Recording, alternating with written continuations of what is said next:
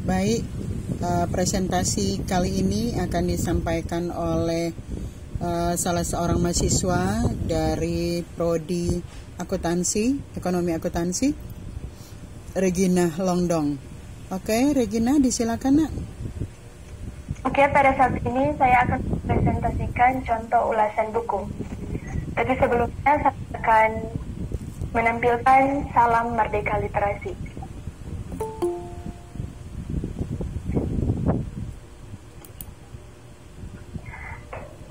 Yang akan saya presentasi tentang judul buku yang pertama, Dasar-Dasar Akuntansi Jilid 1 edisi 7.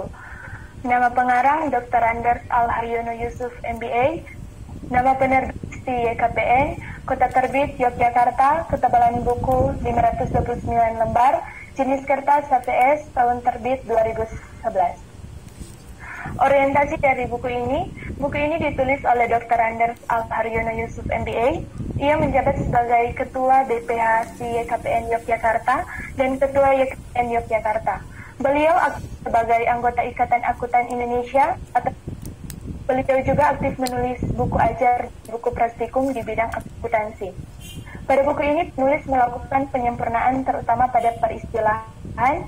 Dalam hal ini penulis mengacu pada SAK etap atau Standar Akuntansi Keuangan, entitas tanpa akuntabilitas publik, yang telah disahkan oleh Dewan Standar Akuntansi Keuangan, Ikatan Akuntan Indonesia pada tanggal Mei 2009. Tafsiran isi. Buku yang berjudul Dasar-Dasar Akuntansi Jilid pertama memiliki bagian paling mendasar yang harus dipahami secara konsepsional. Sebagai awal dalam mempelajari akuntansi adalah pembukuan berpasangan, karena informasi keuangan yang tertuang dalam laporan keuangan merupakan data yang dilakukan dengan menggunakan metode tersebut. Dalam pengertian yang sederhana, metode pembukuan berpasangan sering diartikan sebagai metode pembukuan yang dilakukan dengan cara mendebit dan mengkredit. Oleh karena itu, dalam buku ini memberikan pemahaman mengenai aturan pendebitan dan pengkreditan, sehingga pembaca dapat memahami bagaimana aturan tersebut dilaksanakan.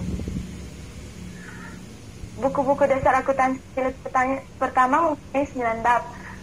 Namun pada saat ini saya akan membahas bab 1 saja. Bab ini terdiri atas 2 bagian. Pada bagian pertama diuraikan berbagai pengertian dasar dan istilah akuntansi, seperti definisi akuntansi, jenjang akuntansi, fungsi dan tujuan akuntansi, pilar-pilar akuntansi, dan pengenalan akan lingkungan akuntansi. Pada bagian kedua membahas tentang persamaan akuntansi disertai contoh-contoh bagaimana menerjemahkan pengaruh transaksi terhadap persamaan akuntansi. Yang berikut evaluasi. Kelebihan dari buku ini sangat bermanfaat untuk pembacanya karena kalimat mudah dipahami serta penjelasannya juga bisa dimengerti oleh pembaca.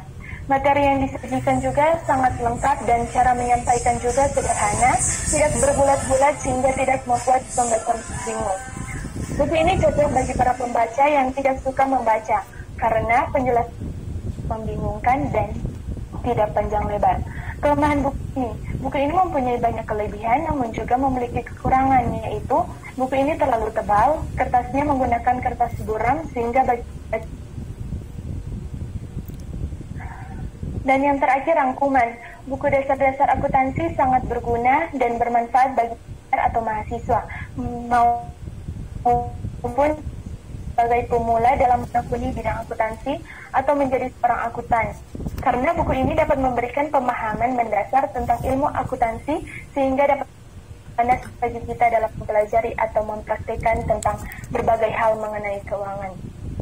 Sekian hasil presentasi dari Regina Longdong, diucapkan terima kasih, salam literasi. Terima kasih, Regina. Jadi materi yang sudah ditampilkan oleh Regina ini memang ingatkan bahwa kalau misalnya untuk resensi atau mengulas atau mau mereview buku non-fiksi, apabila menurutmu buku itu ternyata memiliki materi yang panjang, apalagi kalau tadi Regina bilang itu bukunya tebal, bikin bosan orang baca. Tetapi kalau dari segi keilmuan, apapun kebutuhanmu, mau tidak mau, kau harus membahasnya, kau harus mengupas tuntas. Nah, terkait tugas, apa yang Anda mau kerjakan di situ, itu tergantungmu. Misalnya, kalau pada akhirnya, misalnya Anda hanya membahas satu bab saja, itu tidak masalah. Jadi itu tidak masalah, karena itu Anda akan bertanggung jawab dengan satu bab yang Anda bahas. Berbeda kalau misalnya Anda membahas, misalnya ada dalam satu buku itu terdapat 200-300 halaman penuh full itu misalnya. Nah, Anda harus membahas secara keseluruhan isi dari buku tersebut dengan menyampaikan pointers-pointers penting. Bagaimana Anda menafsir buku itu, bagaimana Anda mengevaluasi buku tersebut dengan menggunakan berbagai genre mikro yang ada atau terdapat dalam mengulas. Ya, Mem kira sampai segitu aja dulu yang bisa Mem sampaikan ke kalian. Nanti Mem mau melihat presentasi-presentasi dari teman-temanmu yang lain. Baik, sekali lagi Regina, terima kasih. Sukses selalu ya. Juga buat kalian yang ada di room. Oke.